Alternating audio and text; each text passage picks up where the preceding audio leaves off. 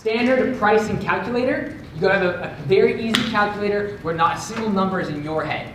Where an estimator can hop in and throw in a few digits of like how many trees, how many yards of mulch, how many hours, and that's all they need. You do not want them calculating things in their mind. I'm not a huge fan of production rates for that one reason. Is because they got to start calculating numbers based upon number of trees, and then they count times by 420. Is it small? Is it high? I want them to look and say, how long is that going to take? And then how much materials am I going to have? Fill out an estimate calculate form based on an Excel document, and it's done.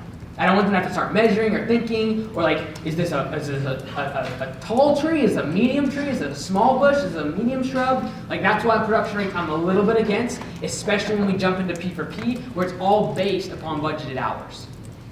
All right, because if you're off on budgeted hours, it's not affecting your guys, and trust me, you will hear about it. All right, and it's also easier to train an estimator when you say, if they've been in the field for a few years, it's very easy to be like, how long is that going to take? 2 hours. All right, great, you're an estimator. That's all you need. You need 2 hours. How many yards of mulch? Like 4 yards of mulch. Okay, great. That's all you need. That's all they need to be an estimator.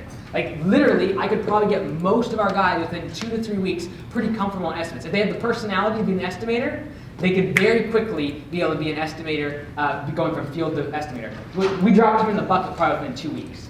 Like, I was leaving, I was like, I gotta get an estimator, let's throw him in. He was great personality for it, and he just took it and ran with it. Because if you're sharing all your numbers, they know how many hours are on that job. They know how many yards of mulch are going into that job, and if they've done it 1,000 times, they start doing it for you.